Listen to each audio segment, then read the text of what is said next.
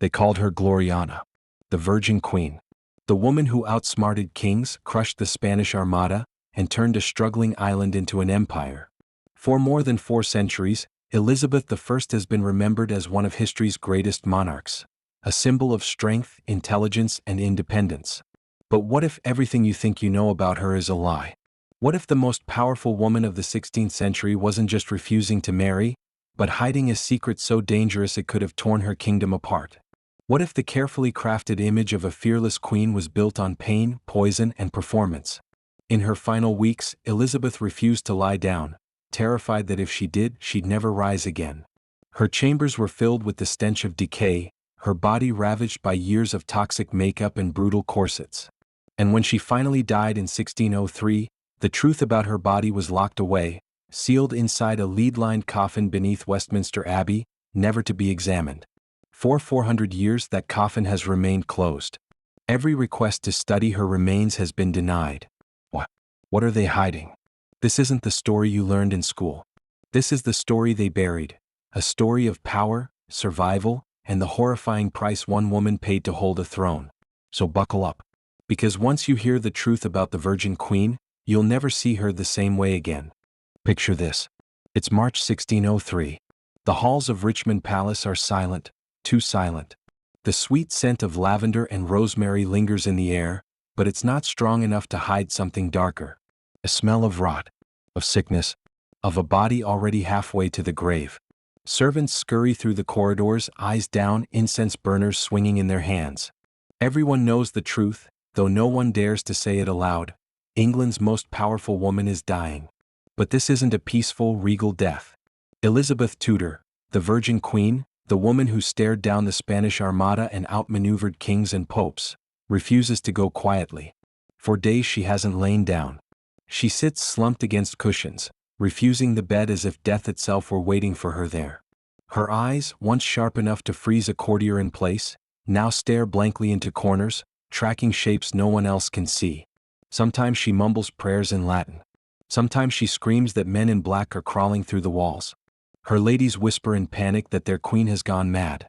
And yet, even now, even here, there's more to this story than sickness or age. Because Elizabeth's final days are just the last chapter of a lifetime spent surviving. A lifetime forged in fear, betrayal, and blood. Let's rewind nearly 70 years. The year is 1536. A little girl, not yet 3 years old, hears the roar of a crowd and then a sickening silence. She's not allowed to see it, but she knows what's happening. Her mother, Anne Boleyn, has been dragged to a scaffold and executed on the orders of her father, King Henry VIII. Anne Boleyn had changed the course of English history. She defied the Pope, broke England from Rome, and promised Henry a son. But when she failed to deliver a male heir, she was accused of adultery and treason. Within days, her head rolled in the Tower of London. Elizabeth never forgot that. The lesson burned itself into her bones. Weakness gets you killed. Being a woman gets you killed. Needing anyone, even your father, gets you killed. And in Henry's court, those weren't metaphors. They were survival strategies. Wives came and went like seasons. Heads rolled for a careless word. A smile could save your life. A mistake could end it before dinner. Elizabeth watched, listened, and learned. She learned to wear masks before she could spell her own name. When her title was stripped and she was branded a bastard, she bowed, smiled, and thanked her enemies for their mercy, all while remembering every single person who betrayed her. When new queens arrived, she studied them like textbooks. Who survived, who didn't, and why. By the time her half-brother Edward VI took the throne, Elizabeth was a master of adaptation. She attended Protestant services when it was wise to do so. She read the Bible in public. She gave her enemies nothing to accuse her with. And when her Catholic half-sister Mary I rose to power and started burning Protestants alive, Elizabeth changed again. She attended Massachusetts. She kept her opinions to herself. And when Mary's paranoia landed her in the Tower of London, the same cold stone chambers where her mother had waited for death, she didn't panic. She performed. Elizabeth played the part of the obedient, harmless princess. She was humble. Even. She gave carefully measured answers under interrogation, crying only when it would help. And when Mary's advisors urged her execution, Elizabeth made sure they knew that killing her might create more problems than keeping her alive. It worked. After 2 months she walked free, but something inside her had changed forever. The girl who entered the tower was human. The woman who left was something else, colder, sharper, and harder to read than anyone alive. From that moment on, Elizabeth's greatest weapon was herself. When Mary died in 1558, hated, childless, and alone, Elizabeth became queen at just 25. The streets of London erupted in joy. People cheered her name. They believed England's golden age had begun. Elizabeth smiled and waved, but inside she was terrified. Being queen didn't mean she was safe. It just meant she was a bigger target. And she knew what they all wanted from her. "Mary," they said, "secure the succession. Give us an heir." It wasn't a suggestion, it was a demand. From her council, from Parliament, from every ambassador in Europe. A woman, they said, could not rule alone. And yet Elizabeth refused. Suitors lined up. Philip II of Spain, her late sister's husband, offered protection in exchange for England's independence. Archduke Charles of Austria offered alliance. Eric XIV of Sweden sent portrait after portrait of himself in vain. Even Robert Dudley, the only man she truly loved, was off limits after the suspicious death of his wife made marriage politically suicidal. Elizabeth dodged them all, not by saying no, but by saying maybe. She dragged out negotiations, feigned interest, and smiled sweetly while buying herself time. She was always in control, always calculating, always playing the game. But what if it wasn't just politics? What if, deep down, she knew she couldn't marry? That she couldn't have children, not because she chose not to, but because her body made it impossible? Whether by choice or by nature, Elizabeth leaned into her role as the Virgin Queen.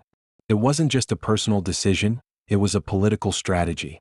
Virginity became her brand. She was married, she said, to England itself. And that image, pure, untouchable, unbound by male authority, became the cornerstone of her power. But image is a fragile thing, and maintaining it would cost her everything. Day after day, Elizabeth painted her face with Venetian ceruse, a mix of white lead and vinegar, until her skin gleamed like porcelain. The poison seeped into her blood, her bones, her brain. She wore corsets so tight they crushed her ribs and squeezed her lungs so the people would never see her falter. Every appearance was a performance, every smile a mask. And as the years wore on, that mask began to consume her. The lead poisoned her. The corsets deformed her. The pressures of rule, the loneliness, the paranoia, they all chipped away at the woman beneath the crown.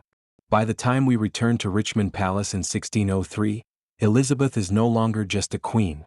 She's a myth, a living statue sculpted from lies, fear, and iron will. But myths have a cost.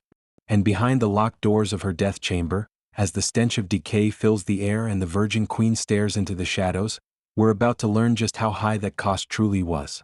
The myth was complete. Elizabeth was now more than a monarch, she was a symbol.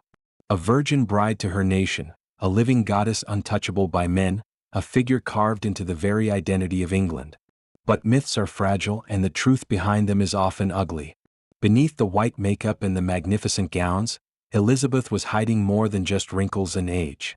She was hiding pain, secrets, and possibly something that would have destroyed everything if it had ever been revealed. The rumors began long before her death. Foreign ambassadors wrote coded letters home, trying to describe something they couldn't quite understand. One Spanish envoy noted that Her Majesty's form is not as other women's. A Venetian ambassador remarked on her unusually loud voice and commanding presence, saying she carried herself more like a soldier than a lady. Others described her as taller and stronger than expected, her features more angular, her manner more assertive. These were not insults. They were confusion, the language of men trying to describe a woman who did not fit the mold they were trained to expect. And then there were the medical incidents. In 1566, Elizabeth fell gravely ill. The fever raged so high that she believed she was dying and nearly named Robert Dudley as Lord Protector. When doctors were finally allowed to examine her, a rare breach of royal protocol, they emerged from her chambers pale and shaken. One physician refused to speak about what he had seen. He died a year later. Official records never mention what they discovered. 2 years later, she collapsed during a council meeting. When her ladies loosened her clothing to help her breathe, one fainted. The others cleared the room in silence. Again, no explanation was ever given. Historians have spent centuries speculating about what those doctors and ladies saw. And while we may never know for certain, one theory keeps resurfacing. Elizabeth may have been born with a condition that made her incapable of bearing children, possibly one that meant she wasn't biologically female in the way her world understood it. Modern scholars point to androgen insensitivity syndrome as one possibility, a genetic condition where someone with XY chromosomes develops as female because their body does not respond to male hormones. People with AIS often appear fully female but cannot menstruate or conceive. They are frequently taller than average, with deeper voices and little body hair. They often never realize their condition unless they are examined, or unless, like Elizabeth, they live in a world obsessed with reproduction and heirs. If this theory is true, Elizabeth's virginity wasn't a political choice at all. It was a necessity. And if the truth had been known, it would have shattered her legitimacy as queen. In the 16th century, a monarch's right to rule was tied to their ability to continue the bloodline. A queen who could not conceive would have been seen as a failure, or worse, a fraud. The stakes were that high. The British establishment has spent centuries making sure no one ever finds out. Every request to examine Elizabeth's remains, even with non-invasive technology, has been denied. Other monarchs' tombs have been opened and studied in minute detail. Not hers. Not the Virgin Queen. Her coffin remains sealed, her body untouched, her secrets safe beneath the stones of Westminster Abbey. Because if the truth is different from the legend might collapse, and with it, part of Britain's national identity. But whether or not those medical theories are true, one thing is undeniable. Elizabeth paid a brutal physical price for the throne. Every day she covered her face with Venetian ceruse, a deadly mix of white lead and vinegar, to maintain the ghostly, ageless mask that had become her signature. In candlelight, with red lips and alabaster skin, she looked otherworldly. But lead is a poison. It seeped into her blood, bones, and brain, causing headaches so severe she sometimes had to cancel appearances. It destroyed her digestive system, leaving her in constant pain. It eroded her memory and clouded her mind. It fueled mood swings so violent that she once hurled a slipper at a minister and slapped a lady-in-waiting across the face. It also destroyed her skin. By her 40s, her face was so damaged that makeup no longer concealed the cracks. It only made them worse. By her 50s, she had open sores that refused to heal. By her 60s, parts of her skin had blackened and begun to rot. Yet she kept applying the poison because without that flawless mask, the illusion of immortality would break. And then there was the corset. Elizabeth wore hers tighter than any woman at court. The steel and whalebone crushed her ribs inward, reduced her waist by inches, and forced her spine into an unnatural posture. It held her upright when her legs trembled, made her look regal when she could barely stand. It also crushed her lungs, making every breath shallow and painful. It pushed her organs out of place, twisted her intestines, and left permanent grooves in her flesh. Autopsies of noble women from the era show cracked ribs, indented livers, and spinal deformities caused by decades of corset wear. Elizabeth wore hers for 45 years. And still she stood. Still she smiled. Still she gave speeches that inspired armies and terrified enemies. The most famous of all came in 1588, when Spain sent the largest invasion fleet Europe had ever seen. As the Armada loomed across the Channel, Elizabeth rode out to address her troops at Tilbury. "I know I have the body of a weak, feeble woman," she declared, "but I have the heart and stomach of a king." The soldiers roared with devotion. They would have followed her into hell. What they didn't see was that she needed help mounting her horse because she was too weak to do it herself. They didn't know she'd been given wine laced with stimulants to keep her upright.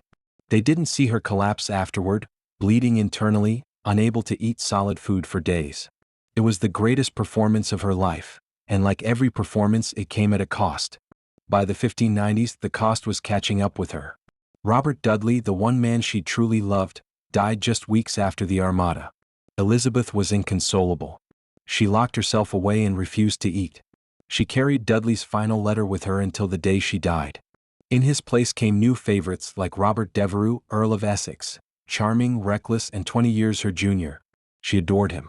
But when he burst into her chambers one morning and saw her without makeup or wig, his shocked reaction shattered her trust. He never recovered her favor. His failed coup in 1601 ended with his execution, and Elizabeth signed the warrant herself. After that, something in her broke. The careful control, the political fire, it all dimmed. She stopped eating properly, stopped sleeping, and refused to name an heir. Her teeth rotted, her hair fell out, and she stuffed her cheeks with cloth to hide the collapse of her face. Tremors made her hands shake. Her eyesight failed. The smell of decay clung to her rooms. And still she performed, appearing in public as a radiant symbol of youth and strength, even as her body betrayed her. The truth was that England had not simply crowned a queen, it had built a myth. And that myth had consumed the woman inside it.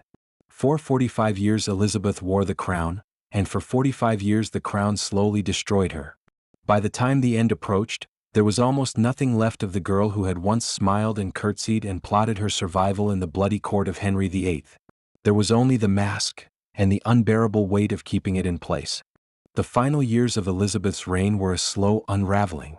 Decades of poison, pressure, and political theater had carved deep scars into her body and mind.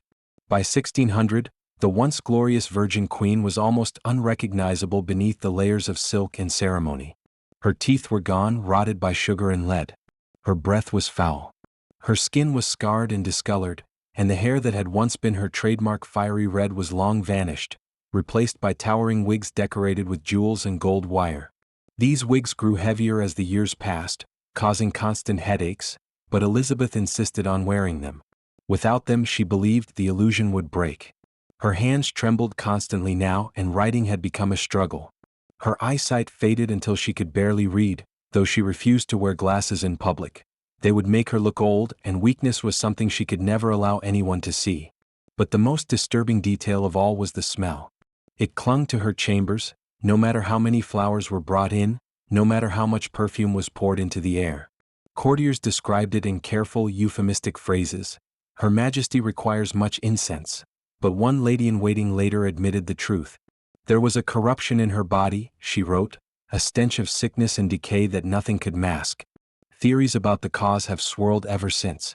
Perhaps it was an abscess from years of corset pressure. Perhaps a tumor. Perhaps her body, poisoned by lead and ravaged by decades of stress, was simply failing. Whatever it was, Elizabeth knew. She had to know. But she refused to acknowledge it. To admit illness would be to admit vulnerability, and vulnerability was something she had spent her entire life outrunning. By early 1603, it was clear to everyone around her that the end was near. She had grown thinner, weaker, more withdrawn. Her legendary temper gave way to long, eerie silences. She would sit for hours, unmoving, lost in thought. Foreign ambassadors wrote home that England's queen was dying and that preparations for succession should begin. Yet still, she clung to the throne, still performing the part of Gloriana, the eternal queen. It was as if stepping off the stage, even for a moment, would mean the curtain could never rise again. Then came the strangest chapter of all. She stopped wearing makeup. The mask she had built over decades, the white, flawless porcelain face, was gone. Her ladies were horrified. Without the makeup, the scars and discoloration were visible for all to see. But Elizabeth no longer cared. "I am past caring what they see," she reportedly said. "Let them look." She stopped eating too, not by choice but because swallowing had become agony. Her throat was swollen, her stomach could no longer handle food. She survived on sips of broth and wine. Her abdomen began to swell grotesquely, so much that she looked 6 months pregnant. A cruel joke for the woman who had spent a lifetime defined by her virginity. It was likely fluid buildup from organ failure, but to those who saw it, it must have felt like the universe mocking her. Then she stopped lying down. No one could explain it. Her doctors begged her to rest, her counselors pleaded with her. Her ladies tried to coax her into bed, but she refused. Days turned into weeks. She sat on cushions or leaned against walls, even when she could barely keep her eyes open. "Once I lie down," she said once, "I shall never rise again." Some historians think she believed that lying down was surrendering to death. Others believe that lying flat caused unbearable pressure on her failing organs. Or perhaps her body was too far gone for reason. Perhaps delirium had taken hold.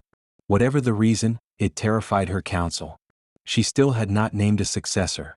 If she died without doing so, England could descend into chaos, Catholic and Protestant factions fighting for the throne, foreign powers invading. They brought her names: James VI of Scotland, son of Mary, Queen of Scots; Arabella Stuart; various English nobles. At first she gave no response. Finally, on March 23, 1603, she is said to have nodded faintly at James's name. That was enough. The succession was secured. That night, Elizabeth finally collapsed. Too weak to stand, she was carried to her bed. She lay there, breathing shallowly, her eyes unfocused. She could no longer speak. Her archbishop knelt beside her and prayed. Her ladies held her hands. Her counselors stood in the corners of the room, already planning the new reign. As dawn approached on March 24th, her breathing slowed, then stopped. There were no final words, no grand farewell. Elizabeth Tudor, the Virgin Queen, was gone. But the story doesn't end there. In many ways, it was just beginning. Almost immediately, the cover-up began. The doors were locked. Guards were posted. Only her most trusted attendants were allowed to stay. When they began to undress the body, they were horrified by what they saw. The makeup peeled away in sheets, taking skin with it. Beneath it was not the face of a 70-year-old woman, it was worse. Black, ulcerated tissue. Open sores. Flesh eaten away by decades of lead. One lady vomited and had to be removed from the room. The corset left deep grooves carved into her torso. Some ribs had bent inward. Others were cracked. The smell became overwhelming as the final layers of fabric were removed. And then came the greatest shock of all, what they found or didn't find between her legs. One servant, shaken and unable to describe it properly, could only say that something was wrong, either absent or malformed. She couldn't tell which. Her abdomen was distended with fluid and a hard mass, perhaps a tumor, perhaps an abscess. Whatever it was, the investigation stopped there. The body was wrapped immediately, sealed in a lead-lined coffin before rigor mortis had even set in. The funeral was grand but rushed. James was proclaimed king. The Tudor era ended. And one of his first orders was that Elizabeth's tomb never be opened. In the 4 centuries since, countless requests to examine her remains, from scientists, historians, and medical experts, have all been denied. Other monarchs' bodies have been exhumed, studied, and scanned. Richard III was dug up from a parking lot. Henry VI's remains have been examined. Catherine of Aragon's burial has been studied. But not Elizabeth. Never Elizabeth. The reason, though never spoken aloud, seems clear. Whatever lies inside that coffin does not match the myth. And the myth, the Virgin Queen, pure, powerful, eternal, is too valuable to risk. It is part of Britain's identity, part of the story the nation tells itself about who it is and where it came from. The truth might change that story forever. Elizabeth I ruled magnificently.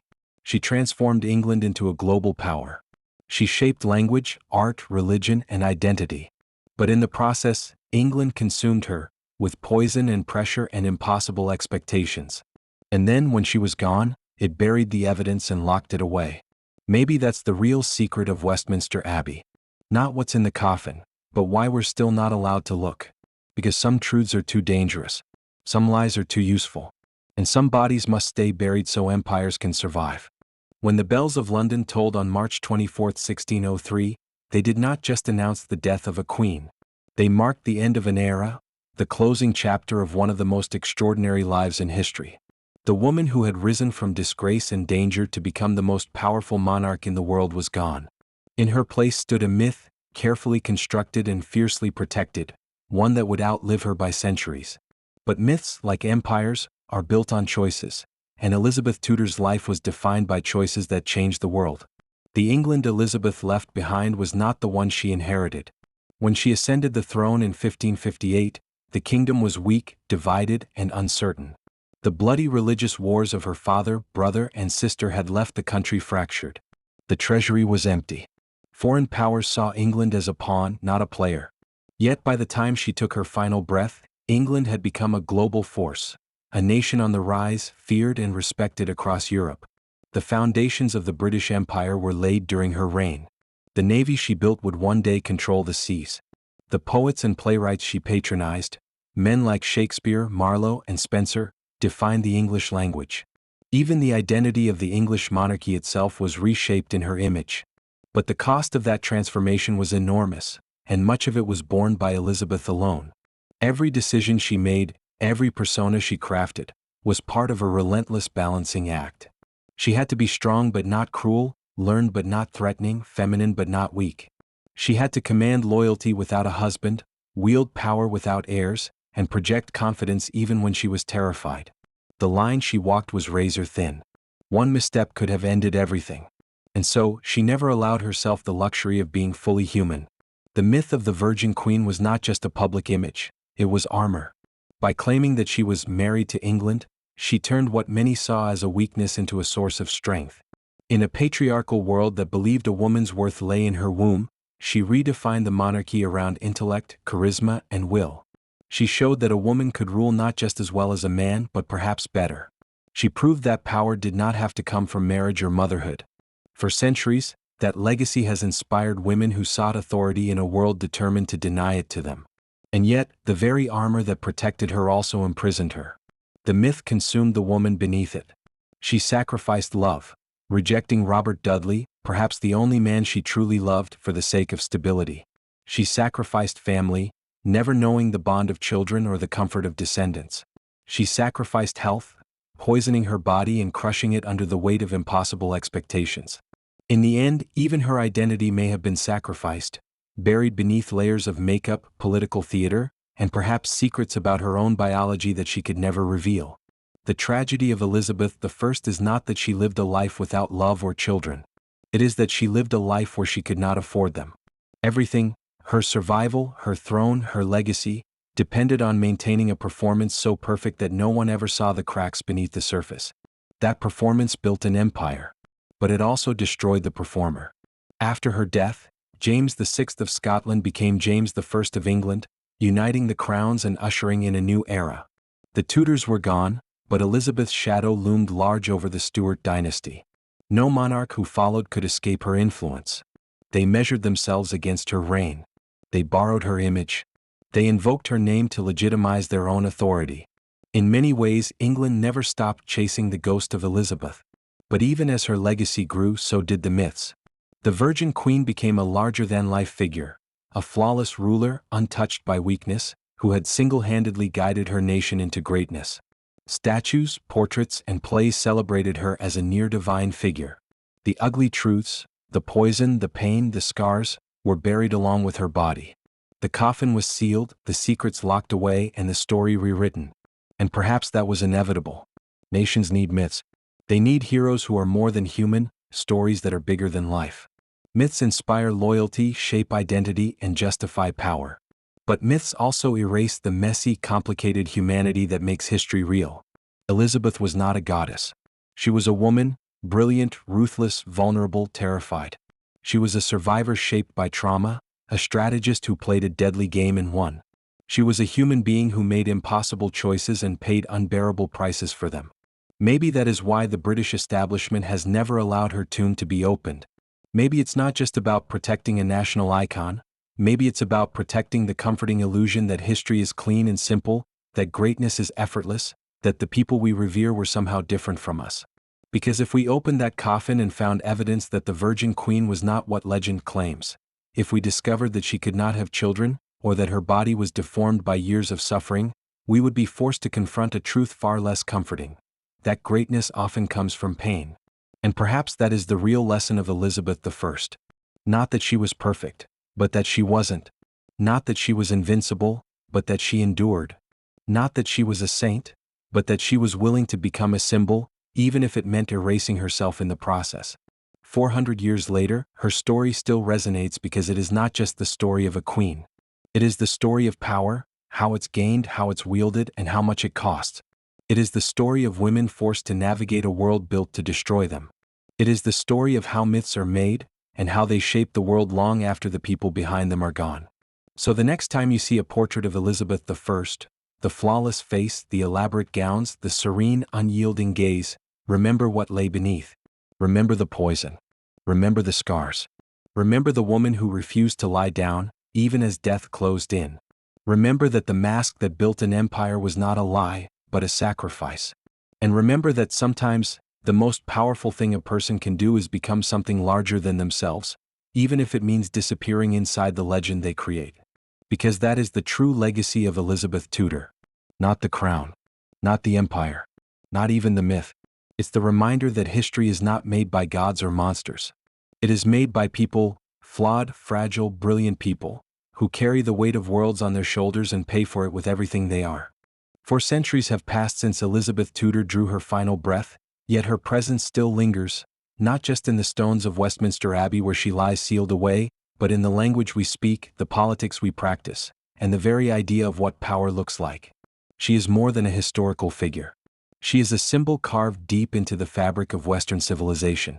And like all great symbols, she is more complicated, more contradictory, and more human than the myth would have us believe. Her reign is remembered as a golden age, and in many ways, it truly was. Under her rule, England became a nation of explorers, poets, scientists, and sailors. The defeat of the Spanish Armada marked the birth of English naval supremacy.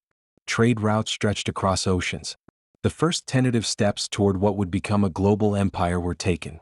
The English language blossomed into one of the world's richest and most expressive tongues, shaped by playwrights and poets whose names are still spoken today. The Renaissance, once a continental phenomenon, found a home on English soil. All of this happened under the reign of a woman who was never supposed to rule, who was branded a bastard before she could walk, who was imprisoned by her own sister and nearly executed before she was old enough to marry. But history's glittering surface often hides darker truths. The Golden Age was not golden for everyone. The religious violence that Elizabeth tried to end never fully disappeared. Catholics lived under suspicion and persecution. The seeds of colonial conquest, and the exploitation, slavery, and imperialism that would follow, were planted during her reign. The world Elizabeth helped create would go on to change history for better and for worse. And yet, perhaps that is the point. History is never pure. It is not a story of saints and sinners, heroes and villains. It is the story of people, complicated, flawed, brilliant people, struggling with impossible choices in impossible times. Elizabeth was one of those people. And that is why her story still matters. Because beyond the battles and the politics, beyond the portraits and the myths, Elizabeth's life is a lesson in resilience. It is the story of a woman who refused to be defined by the limits the world placed on her. It is the story of someone who turned her greatest vulnerabilities into weapons, who transformed weakness into strength, disadvantage into power.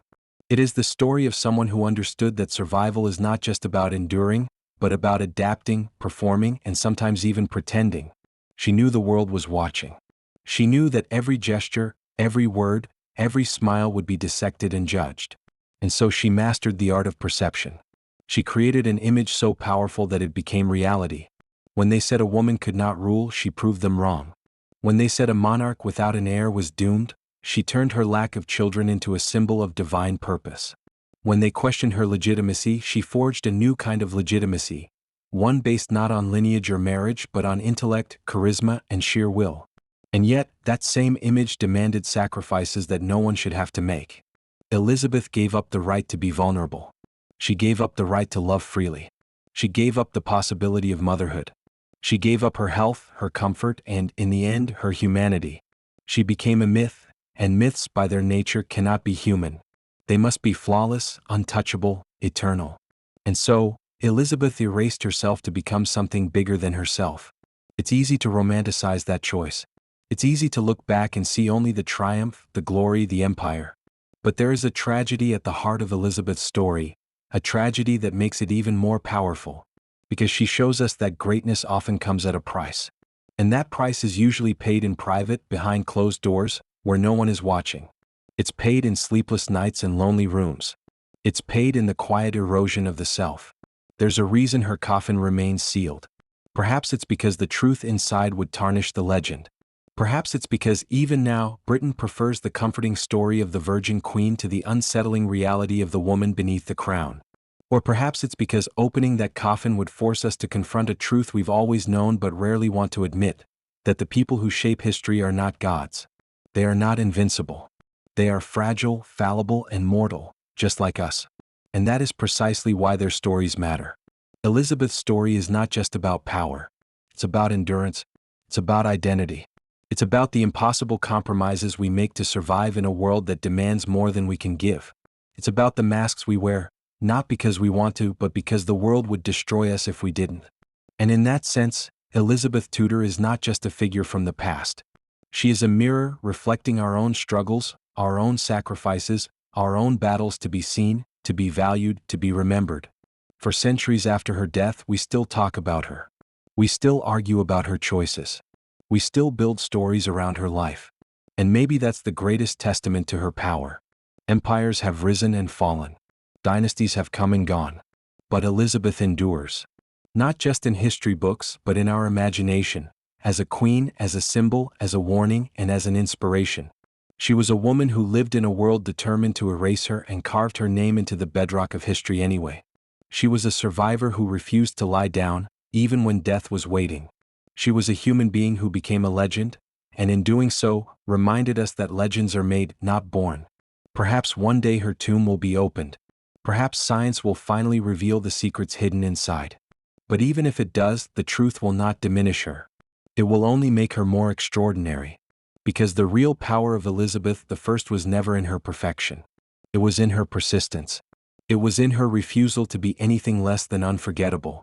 And so, we leave her where she has always been, suspended between myth and reality, between history and memory, between the woman she was and the legend she became. Elizabeth Tudor, the Virgin Queen. The woman who turned a crown into a weapon. The woman who built an empire from the ashes of fear. The woman who proved that even the most fragile among us can change the world. History remembers Elizabeth I as many things. The Virgin Queen, Gloriana, the last Tudor, the woman who transformed England into a global power. But beyond the portraits, beyond the speeches, beyond the carefully crafted image that survived 4 centuries, there was simply Elizabeth. And the woman behind the crown is often far more fascinating, far more fragile, and far more real than the legend she became. Elizabeth's life was a paradox from the very beginning. She was born to greatness but branded illegitimate before she could speak. She was the daughter of a king but spent her childhood wondering if she would live long enough to see adulthood. She was a scholar, a diplomat, a politician, and a warrior, yet she was constantly told that her gender made her unfit to rule. She spent her entire life defying expectations, and in doing so, she reshaped them. But that defiance came at a price that few could bear. From the outside, her reign looks like a triumph. She outmaneuvered the most powerful empires of her time. She kept England safe and stable while Europe tore itself apart over religion. She inspired a cultural renaissance that still shapes the world today. But from the inside, her story is one of loneliness and sacrifice. Elizabeth was surrounded by people yet profoundly alone. Trust was a luxury she could never afford. Every smile might hide a plot. Every alliance might mask betrayal. Even love, the one thing that might have brought her peace, was too dangerous to risk. Her relationship with Robert Dudley is the perfect example. It was real, deep, and perhaps the closest thing she ever had to true love. And yet she could not have it. Marriage to Dudley would have destroyed her politically, and perhaps even physically if the medical theories about her body were true. So she chose her crown over her heart. She chose England over happiness. And that choice, a choice she had to make again and again in different forms, defined her life. Even the persona she created was both a weapon and a prison. By calling herself the Virgin Queen, she turned her unmarried status into a symbol of divine purpose. She was no longer a woman who had failed to find a husband. She was a monarch married to her people. It was brilliant politics. But it also meant that her humanity had to be hidden. There was no room for vulnerability in Gloriana. There was no space for weakness, no time for doubt. She had to be perfect because perfection was power. But power is heavy and perfection is exhausting. It consumed her slowly, through sleepless nights, chronic pain, and decades of physical and emotional strain. The poison in her makeup and the steel of her corsets were just the physical manifestations of a deeper truth, that the crown itself was the heaviest burden of all. Elizabeth wore it with grace, but it cost her everything. And yet, perhaps that is why her story resonates so deeply today. Because her struggles, stripped of the thrones and palaces, are not so different from our own. We all wear masks. We all make sacrifices. We all build versions of ourselves that the world expects to see, even when they are nothing like the people we are inside. We all carry burdens that no one else can see. Elizabeth's mask was just heavier, her sacrifices just larger, her burdens just more visible. Her story also forces us to rethink what power really means. Too often we imagine power as freedom, the freedom to do whatever we want, to command, to control. But Elizabeth's life shows that true power is often the opposite. It is the responsibility to do what you must, even when it breaks your heart. It is the discipline to hold back when you want to act, the strength to stand alone when you long for companionship, the courage to sacrifice your own happiness for something bigger than yourself. Power is not the absence of pain. It is the willingness to endure it for a purpose. This is why Elizabeth remains one of history's most compelling figures. She was not a saint. She was not infallible. She made mistakes, some small, some catastrophic. She was stubborn, suspicious, and at times cruel. But she was also brilliant, determined, and deeply human. And it is that humanity, not her perfection, that makes her story timeless. It's also why the questions about her life, the secrets buried with her in Westminster Abbey, continue to fascinate us. Would it really matter if we learned that she could not have children? Would it diminish her achievements if science proved that she was biologically different from what her people believed? Or would it make her story even more extraordinary? Would it show that greatness is not about conforming to expectations, but about transcending them? Maybe that is the real reason the tomb remains sealed. Not to protect a myth, but to preserve a mystery that reminds us that history is never as simple as we want it to be. It is messy, complicated, and full of contradictions. And in those contradictions, we find the truth about what it means to be human. Elizabeth's contradictions are what make her real. She was ruthless but compassionate. She was vain but visionary. She was fearful but fearless. She was a woman who built a legacy that would shape the world, and yet she died surrounded by ghosts, terrified of lying down to meet her end. She was both the creator of her destiny and a prisoner of it. She was, in every way, a mirror of humanity itself. And so, as we close the final chapter of her story, we are left with more than just the memory of a queen. We are left with a reminder that the people who shape history are not defined by their perfection but by their persistence. They are not remembered because they never broke, but because they kept going, even when everything tried to break them. They are not immortal because they lived forever, but because their choices echo long after they are gone. Elizabeth Tudor was one of those people. And that is why, 400 years later, we still speak her name. That is why we still tell her story. That is why, no matter how much the world changes, the Virgin Queen remains a part of who we are. Because her story is not just about the past. It is about us, about ambition and sacrifice, about fear and courage, about the masks we wear and the truths we hide. It is a story about the human condition, written not in ink but in blood, sweat, and tears. And as long as we wrestle with those same contradictions, we will keep returning to Elizabeth, not to worship her, but to understand ourselves. Centuries have passed since Elizabeth Tudor's death, yet her presence still lingers like a ghost woven into the fabric of the modern world. Her name adorns ships and streets, her image stares out from paintings and statues, and her legacy continues to shape the way we think about leadership, power, gender, and identity. But what does it really mean to live in the shadow of the Virgin Queen? And why, after 400 years, does her story still matter? The most obvious legacy is political. Elizabeth I didn't just rule England, she defined it. Before her, the kingdom was unstable and uncertain, torn apart by religious conflict and dynastic chaos. After her, it was on its way to becoming a global empire. Her reign established the template for the modern British state: centralized power, a professional bureaucracy, a strong navy, and a foreign policy driven by careful calculation rather than reckless conquest. Many of the institutions that would later sustain the British Empire had their roots in the Elizabethan era. But perhaps her most significant political achievement was not what she built, but what she prevented. Elizabeth ruled during a time when Europe was a tinderbox of religious war and imperial rivalry. France and Spain, the superpowers of the age, loomed over England like predators. Internally, the kingdom was divided between Catholics and Protestants, nobles and commoners, traditionalists and reformers. A weaker monarch might have been crushed by these pressures. Elizabeth turned them into opportunities. By playing rival factions against one another, she maintained a precarious balance at home. By mastering the art of diplomacy, she kept stronger powers at bay abroad. She walked a tightrope so narrow that a single misstep could have destroyed everything, and she walked it for 45 years. Yet Elizabeth's legacy is more than political. It is cultural. The Elizabethan era was one of the most extraordinary periods in human creativity. It gave us Shakespeare and Marlowe, Spencer and Raleigh. It saw the birth of modern English literature and theater, the explosion of art and music, and the transformation of language itself. The rhythms, phrases, and metaphors that shape the English tongue today were born in Elizabeth's England. It was a time of bold exploration and boundless curiosity, a time when the known world expanded and the imagination soared. Anne Elizabeth was at the heart of it all. She understood the power of culture as a political tool. By patronizing artists, she not only enhanced England's prestige but also shaped the national identity. Plays and poems celebrated her as a divine ruler, a warrior queen, a mother to her people. The image of Elizabeth the Virgin Queen was not just a political slogan, it was a cultural narrative woven into the very soul of the nation. And that narrative endures to this day. There is also a deeper, more personal legacy, one that resonates far beyond the borders of England. Elizabeth's life is a case study in the complexities of power and gender. In a world that believed women were unfit to rule, she proved them wrong. She did not try to imitate male kings or conform to female stereotypes. Instead, she created a new model of leadership, one that combined strength with subtlety, intellect with intuition, and authority with adaptability.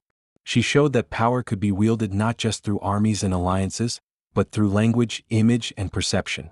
In doing so, she became a symbol for women everywhere, not because she was perfect, but because she was not. She made mistakes. She compromised. She struggled with fear and doubt. And yet she refused to be defined by those struggles. She carved out a space for herself in a world that had no place for her. She turned every disadvantage into an advantage. And she did it on her own terms. That is why Elizabeth's story still resonates today. In a world still grappling with questions of gender and leadership, her example remains powerful and relevant. She reminds us that strength does not always mean brute force, that leadership is as much about perception as it is about power, and that identity is something we can shape for ourselves rather than accept from others. But perhaps the most enduring part of her legacy is the myth itself, the legend of the Virgin Queen. It is a myth that has been polished and reshaped over centuries, a story told and retold until it has become something larger than life. And like all myths, it tells us more about ourselves than it does about the person at its center. We celebrate Elizabeth not just for who she was, but for what we need her to be. She is a mirror in which every generation sees its own hopes, fears, and ambitions reflected. For the Victorians, she was the embodiment of imperial destiny. For early feminists, she was proof that women could wield power. For modern historians, she is a case study in statecraft and image-making. For storytellers, she is an endless source of drama, intrigue, and mystery. And for ordinary people, she is a reminder that greatness is not about being flawless. It's about being relentless. Yet myths are double-edged. They can inspire, but they can also obscure. The danger of Elizabeth's legend is that it risks turning her into something she was not, a flawless icon rather than a flawed human being. The truth is more complex and more interesting. She was brilliant and brave, but also insecure and paranoid. She was visionary and compassionate, but also ruthless and manipulative. She was both a builder of worlds and a destroyer of lives. And that complexity is what makes her story worth telling. 400 years later, we still cannot open her tomb. Perhaps we never will. But maybe we don't need to. The real mystery of Elizabeth I is not buried beneath stone and lead. It lives in the questions she left behind. What does it mean to wield power without losing yourself? How much must we sacrifice to leave a legacy? How do we balance the masks we wear with the selves we hide? These are questions that transcend time and place. They are questions we still wrestle with today. And so, Elizabeth Tudor remains with us, not just as a figure from the past, but as a companion in our present. She stands as a monument to ambition, resilience, and the terrible, beautiful cost of greatness. Her life is a reminder that history is not a museum of dead facts. It is a conversation, one that continues long after the people who started it are gone. The Virgin Queen may be dead, but her story is not. It lives in every woman who refuses to be underestimated, in every leader who shapes perception into power, in every person who dares to build a legacy that outlasts their life. It lives in us. And as long as we keep telling her story, honestly, fully, without fear, it always will.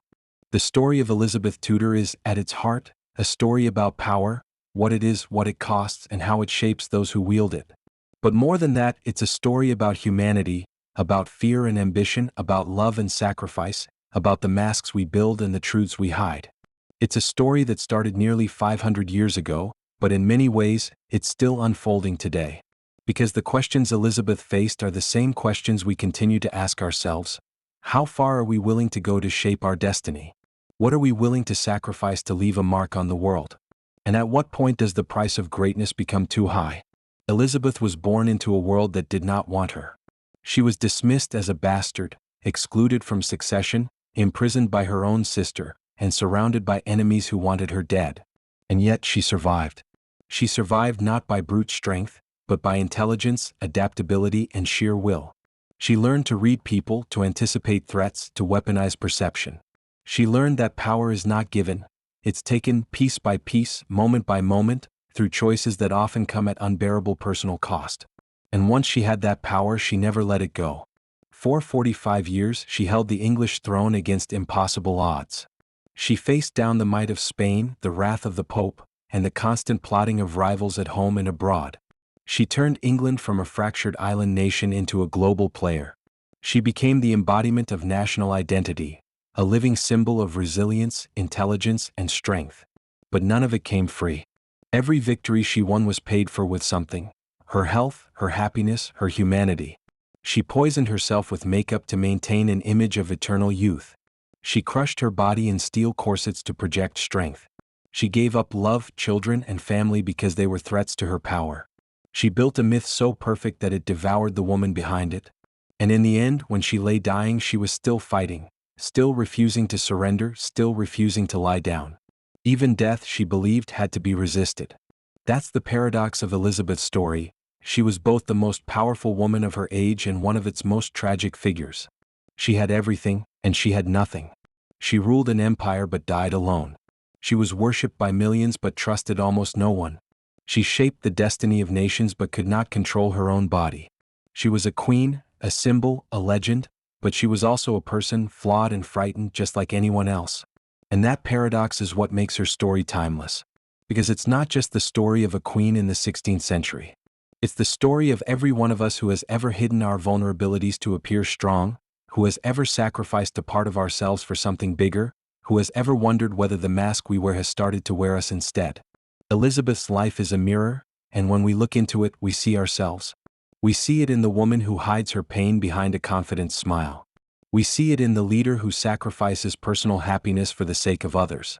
We see it in the dreamer who pushes forward despite the weight of fear and doubt. We see it in the people who build legacies not because they want glory, but because they refuse to be forgotten. Elizabeth's story is not just about the past, it's about the present. It's about us, and it's about the future too. Because the questions she forces us to ask, about power, identity, sacrifice, and legacy, are not going away. In fact, they're more relevant now than ever. In a world obsessed with image, Elizabeth reminds us of the power and danger of perception. In a world that demands perfection, she reminds us that perfection often hides deep imperfection. In a world that equates power with domination, she reminds us that the truest power often lies in endurance. Perhaps that is why we cannot open her tomb. It's not just because we fear what we might find inside: malformed bones, medical anomalies, evidence that shatters the myth. It's because we fear what those discoveries would reveal about us. We fear the idea that the stories we build around greatness are not always true. We fear the idea that our heroes are not gods. But maybe we should open it, not to destroy the myth but to complete it. Because the truth would not diminish Elizabeth. It would elevate her. It would show that she was not extraordinary despite her humanity, but because of it. Imagine if we saw her not just as Gloriana, the untouchable Virgin Queen, but as Elizabeth, the woman who bled, suffered, and endured. Imagine if we celebrated her not for being flawless, but for being resilient. Imagine if we taught her story not as a fairy tale, but as a lesson in the messy, complicated, beautiful reality of being human. Maybe then her legacy would be even greater. Because in the end, Elizabeth's greatest achievement was not building an empire or defeating an armada. It was proving that power and humanity are not opposites. They are partners. They are inseparable. True power does not erase humanity, it embraces it. And true humanity does not reject power, it shapes it. The Virgin Queen is gone. But the echoes of her life still ripple through history, shaping the way we lead, the way we dream, and the way we remember. Her story is a warning and an inspiration, a tragedy and a triumph. It is a reminder that greatness is not about being remembered as a legend. It's about living a life so bold, so brave, and so deeply human that your story continues long after you're gone. And so, as we close this final chapter, we return to the question that has haunted this story from the beginning. Who was Elizabeth Tudor? A queen, a symbol, a myth? The answer is all of them. But more importantly, she was a person. And maybe that's the greatest legacy of all, that even the most powerful among us are still, in the end, just people trying to make their mark on a world that will go on without them. We began this journey with a question. Who was Elizabeth Tudor? A queen, a myth, a woman, or something more? And now, after tracing her life from the bloody courts of Henry VIII to the lonely final days of her reign, after peeling back the layers of poison, power, sacrifice, and secrecy, we are left with a simple truth: she was all of those things and none of them. Because Elizabeth was not a character in a fairy tale. She was not a flawless heroine, nor was she a villain. She was human, complex, contradictory. And that is precisely why her story still matters. It's easy to look at history as a series of dates and events, battles fought, treaties signed, thrones won and lost. But the deeper you look, the more you realize that history is shaped by people and people are messy. Elizabeth was no exception. She was brilliant and calculating but also insecure and fearful. She was capable of great compassion and ruthless cruelty. She inspired devotion and hatred in equal measure. She embodied both the best and worst of humanity, and that's what makes her story worth telling. The legend of the Virgin Queen, the myth of Gloriana, is powerful. It has inspired centuries of artists, writers, politicians, and thinkers. It has shaped England's national identity and influenced the very idea of what leadership looks like. But the danger of legends is that they simplify. They turn complex lives into neat narratives. They erase the doubts, the pain, the contradictions, the very things that make a story truly human.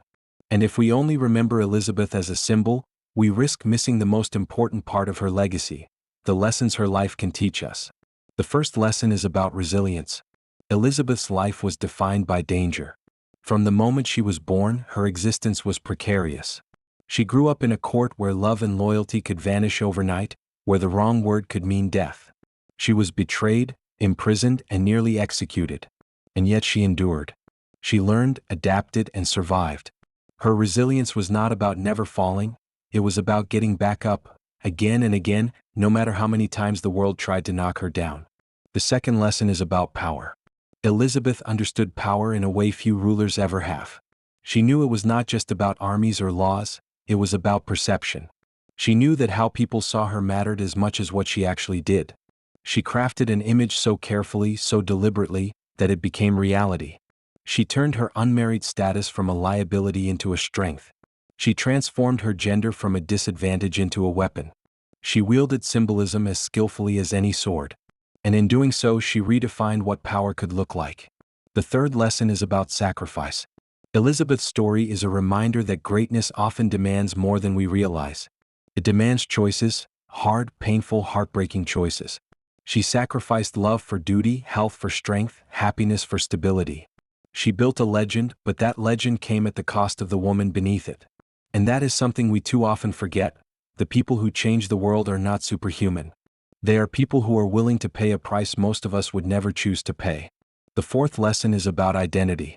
Elizabeth's life was a constant negotiation between who she was and who she needed to be.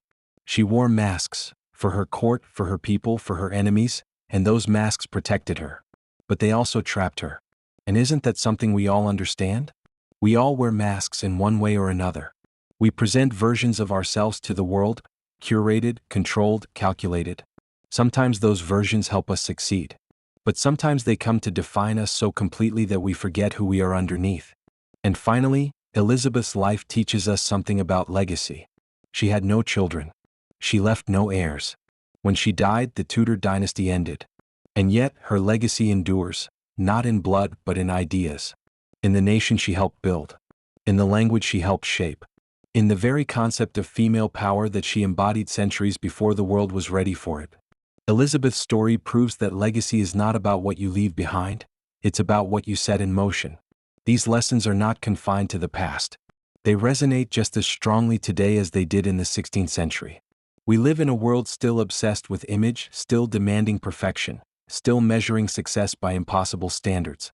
We live in a world where power is still misunderstood, where sacrifice is still required, where identity is still a battle. And in that world, Elizabeth's story is more than history. It's a guide. It tells us that resilience is not about being unbreakable. It's about being unyielding. It tells us that power is not about domination. It's about influence. It tells us that sacrifice is not a weakness. It's the price of transformation. It tells us that identity is not fixed. It's something we shape and reshape every day. And it tells us that legacy is not about living forever. It's about living in a way that outlasts you. Maybe that is why, after all these centuries, we still care about Elizabeth Tudor. Maybe that is why her tomb remains sealed, why her story is still debated, why her name still carries weight. It's because she speaks to something universal. She reminds us of who we are, who we might become, and what it costs to become it. She reminds us that greatness is not about being remembered as a legend. It's about daring to live a life that matters, even if no one ever truly understands the price you paid. And perhaps, in the end, that is the final lesson of Elizabeth I. That behind every myth there is a person. Behind every crown there is a cost. And behind every story of greatness, there is a human heart, beating, breaking, and enduring. We do not honor Elizabeth by worshiping her legend. We honor her by learning from her humanity. So when you think of her, when you see her portrait on the museum wall or read her name in a history book or watch her life retold on a screen, remember this: she was not perfect. She was not invincible. But she was real. And that, more than anything else, is why her story still matters. History has a strange way of speaking to us. It whispers across centuries, through dusty manuscripts and fading portraits, through forgotten letters and half-remembered legends. And sometimes, if we listen closely enough, it tells us more about ourselves than about the people it describes. The story of Elizabeth Tudor is one of those rare stories. It is not just a tale of power and politics, of empires and battles. It is a mirror, reflecting back the timeless struggles, contradictions, and questions that define what it means to be human. What makes Elizabeth's story so compelling is not just what she achieved, but how she achieved it. She did not inherit stability or certainty. She inherited chaos, a fractured kingdom, a legacy of blood, a throne many believed she had no right to sit on. And yet, through intelligence, resilience, and sheer will, she transformed that chaos into order. She built alliances where none seemed possible. She turned weakness into strength. She mastered the art of appearing unshakable even when everything around her threatened to fall apart. In doing so, she not only secured her crown, she redefined what it meant to wear one. But that crown was never light. It was forged from sacrifice and sorrow, from sleepless nights and impossible choices. Every jewel was a price paid, every engraving a scar. Elizabeth's reign was a triumph, yes, but it was also a slow, relentless surrender of herself to the role history demanded she play. Behind the majesty, behind the speeches and the portraits, there was a woman who bled, who ached, who doubted. And yet, she never let those doubts rule her. She carried the weight, and in carrying it, she taught us something profound about leadership: that true strength is not the absence of vulnerability, but the courage to bear it without breaking. That lesson is more relevant today than ever. We live in an age obsessed with appearances. Our lives are curated and filtered, our successes displayed like trophies, our struggles hidden in the shadows. We build versions of ourselves for the world to see: confident, accomplished, flawless. And yet, beneath the surface, we are often something very different: uncertain, insecure, searching. Elizabeth understood that duality better than anyone. She lived it every day. The Virgin Queen was a performance, yes, but it was also protection. It shielded her from enemies and from expectations that would have crushed her if she'd ever shown weakness. And isn't that what we all do in our own ways? We build our masks not to deceive but to survive. And yet, Elizabeth's life also reminds us of the danger of those masks. Because if we wear them too long, we can forget who we are underneath. Elizabeth became her legend so completely that the woman she once was disappeared beneath it. The little girl who watched her mother die, the young woman who dreamed of love and family, she was buried under the weight of Gloriana, the goddess queen. It's a fate we risk too, if we define ourselves only by what the world demands of us and forget the person beneath the expectations. Perhaps the most haunting part of Elizabeth's story is how it ended, not with a grand speech or a glorious victory, but in silence and solitude. The woman who once commanded the fate of nations spent her final days talking to ghosts, terrified of lying down to die. The myth endured, but the human being who created it faded quietly away. And yet, even in that ending, there is a lesson: that no matter how powerful we become, no matter how great our achievements, we are all mortal. We all return to the same silence. The question is not whether we will fade, but what we will leave behind when we do. Elizabeth left behind no children, no dynasty. Her bloodline ended with her. But her legacy did not. It lived on in the institutions she built, the culture she inspired, the nation she helped forge. It lived on in the idea that a woman could lead a nation, could shape the destiny of an empire, could stand toe-to-toe with kings and popes and emperors, and win. That idea has outlived her body by centuries, and it will outlive us too. But legacy is not just for queens. It's for all of us. Because legacy is not about thrones or monuments. It's about the lives we touch, the changes we make, the ideas we set in motion. It's about the small decisions that ripple outward, shaping the future in ways we may never see. Elizabeth's story reminds us that even the most ordinary person has the power to leave an extraordinary mark. You don't need a crown to change the world. You just need the courage to act, the resilience to endure, and the vision to believe that what you do matters. And that brings us to the final lesson, perhaps the most important one of all. Greatness is not about being remembered. It's about being real. It's about facing fear and choosing courage, facing doubt and choosing action, facing pain and choosing purpose. Elizabeth was not remembered because she was perfect. She was remembered because she refused to be defined by her circumstances. Because she kept moving forward when everything around her told her to stop. Because she turned her flaws into fuel and her limitations into weapons. That is the gift her story gives us. The reminder that we too can do the same. That no matter how heavy the crown we carry, whether it's the weight of responsibility, expectation, or simply the burden of being human, we can bear it. That no matter how many masks we wear, there is still a person beneath them capable of greatness. That no matter how small we feel, we can leave a legacy that echoes beyond our time. Elizabeth Tudor's story is not just history. It's a challenge. It dares us to look in the mirror and ask, what will our legacy be? What will we build? What will we sacrifice? What will we become? And when our time comes, when the final chapter of our story is written, will we have dared to live a life that mattered? The Virgin Queen is gone. The empire she helped build has risen and fallen. But the lessons she left behind, about strength, sacrifice, identity, and legacy, are eternal. They belong not just to her but to all of us. And as long as we remember them, as long as we learn from them, as long as we carry them forward, Elizabeth Tudor will never truly be gone. Because legends never die. They become mirrors, and in their reflection we see ourselves.